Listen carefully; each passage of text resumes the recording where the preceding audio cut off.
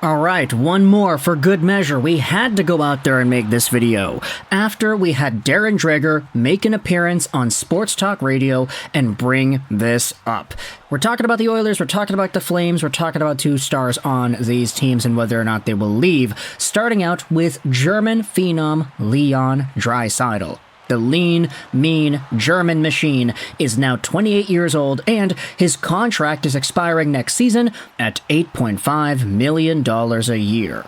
Now, the funny part is, this contract, $8.5 mil, it was signed all the way back in 2017. I remember back in this time frame when Draisaitl signed the deal, a lot of people were saying, wait a minute, this guy is only getting like 70 points a year, 50 points a year. Where is this value coming from? Is $8.5 million an overpay?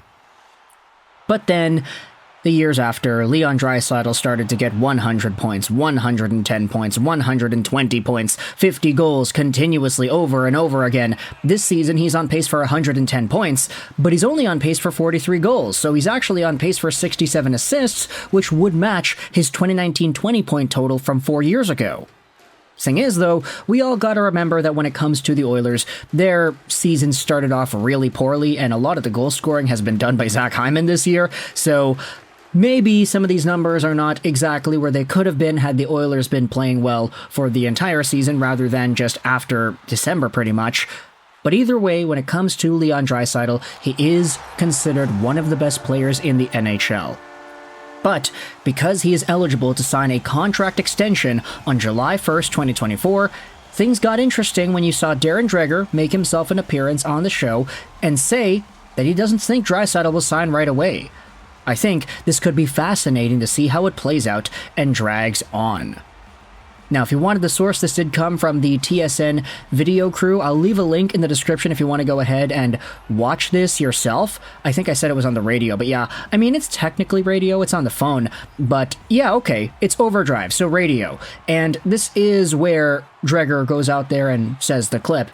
I don't think it's actually showing up on the screen here, but either way, link in the description if you want to go ahead and listen to Dreger's analysis, but the idea that Leon Draisaitl will not sign a contract extension right away with the Oilers on July 1st, maybe he'll drag it out, maybe there will be room for doubt as to whether or not he leaves even. This tweet got a lot of people freaking out. A lot of other people were not freaking out, and it's kind of understandable because, you know, the idea of Leon Draisaitl leaving Edmonton would be just such a bananas bonkers event in the world of hockey, whether it is via free agency next year or via a trade sometime now. Dave McCarthy goes out there and says, hey, Matthews didn't sign right away on July 1st last summer, so let's relax ourselves. And then you can see, oh, Montreal, 7 years, $15 million a year. Habs will be all in for the big UFA in 2025. We might not even have a GM at that point, LOL.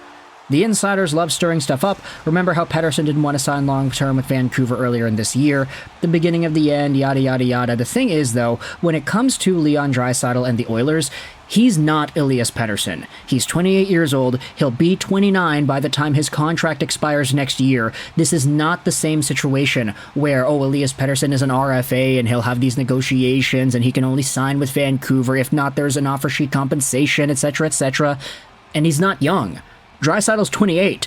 Pettersson is 24-25, so there is a little bit of a gap there. For Leon Draisaitl, he's already in that position of his career where it's like, yeah, he's had multiple 100-point seasons, multiple 50-goal seasons, he's a Hall of Fame caliber player now, we already know this, and if the Edmonton Oilers do not inspire any hope into the next few years, if they lose out on some of their top talents, if McDavid is starting to doubt it too, then there's no reason for Leon Draisaitl to stick around if his number one goal is to win a Stanley Cup in the next few years. He's 29, he's still really good, but who knows how good Draisaitl's going to be at 32, 35 even. If he signs an 8-year extension that takes him till, what is that going to be, like 2033 or whatever?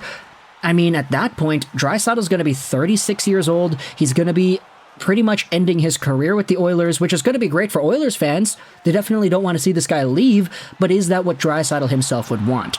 That is the question.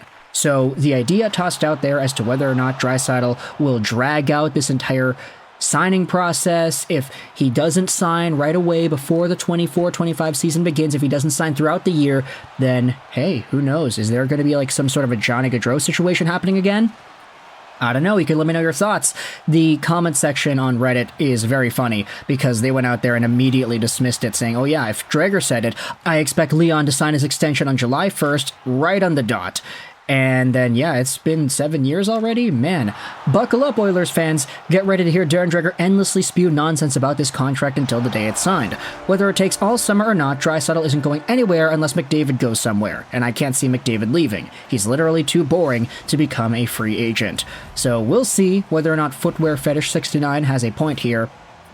Pay me like McDavid, yada yada yada. Most of the drama will be in the media. The thing is, when it comes to the Alberta superstars potentially leaving their teams, there is another one that I wanted to go out there and talk about, and his name, hard segue by the way, is Jacob Markstrom. Because when it comes to Marky Mark, he had a really good, let's say, February-ish period of this season. The last few games, he has fallen off a little bit, but he did take some extra time off a little just to get everything back up to speed. He did return to practice the other day, too, which was good. But Markstrom, in totality, 910 save percentage, 268 goals against in 41 games played. He's been very good this season, a huge bounce back for the 34-year-old Swedish goaltender, signed on till the end of next season. No, excuse me, 2 seasons from now, 25-26, at $6 million a year. We already saw rumors saying that the Devils, at some point in the trade deadline week, were already willing to take on Markstrom at his full contract, but the Flames, at that point, they were winning games. They said, no, sorry, we want to keep him. He's been playing well for us. We'll see if we can remain competitive with Markstrom in the lineup. However, when it comes to the Donnie and Dolly show, we had ourselves commentator Rick Ball go out there and have a little piece as to what Markstrom's future could actually look like in Calgary. Ball essentially says here that if there is some sort of a move to go down, we may see the Flames revisit a Markstrom trade in the offseason, and that entire idea, hey, guess what? That's not new. We had Bob McKenzie 2 weeks ago go out there and say this, that the Calgary Flames will likely hold on to Markstrom and move him in the summer, which aligns more so with the idea that Markstrom himself was already kind of getting a bit ticked off with how everything was going. We had rumors saying that he accepted a trade to New Jersey, but that because the Flames were not able to work everything out salary-wise, they didn't trade him. And Markstrom was apparently pissed off about that. Apparently, there was already a settling idea in everybody's minds that, yeah, he was going to get traded. So the fact that he didn't and he stuck around, that was a pretty big deal. And who knows if that's actually going to play a big part into whether or not Markstrom wants to stay in Calgary the next few years. They just traded away Lindholm, Zadorov, they traded away Toffoli. They have all these good players that they're trading away because they want to get some younger assets and they don't want to lose out on these guys for nothing because a lot of them were expiring. Hanifin, Tanev, etc. So for Markstrom, because he's like one of the only guys remaining that's part of that group of older vets on this team, I guess you could say with Mikael Backlund and Huberdeau, Kadri, etc., if you wanted to say that there is room for Markstrom to be, let's just say, a bit more desirable in terms of what his NHL team is able to accomplish, then okay, there could be some sort of a trade. If he wants to finish off this contract on a high note, he wants to be a part of a winning team, Calgary may not very well be able to do that in the next 2 seasons. So Markstrom getting traded to some other team, not New Jersey because they already got their goalie in Jake Allen, and as we said a few videos ago, he's doing pretty all right. Is there an opportunity for Markstrom to actually get his name called up by some other franchise, let's say at the draft or let's say sometime in the summer, and we'll see him eventually depart Calgary after being a part of this organization since 2020, 2021? There is room for this, which is why I wanted to leave this to the end, because when it comes to Leon Draisaitl potentially leaving Edmonton, I think the chances of that are like, I'd say less than maybe 20%. But if it's Jacob Markstrom, I think there's a lot more of an even chance, let's say 40-45%, that he ends up leaving Calgary in this summer's worth of an offseason. But that's just my own personal perspective off of everything that we've been seeing in the media. Of course, you're free to disagree. Let me know in the comments whether or not you think my thought process is kind of rational here. Do you think it's likely that Jacob Markstrom ends up moving on from Calgary and waiving his trade protection to go to some other team?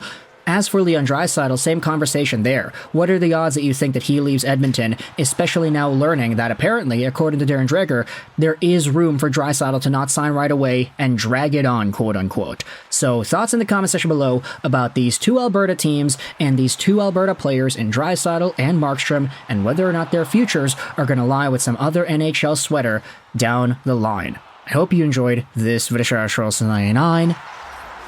and bye.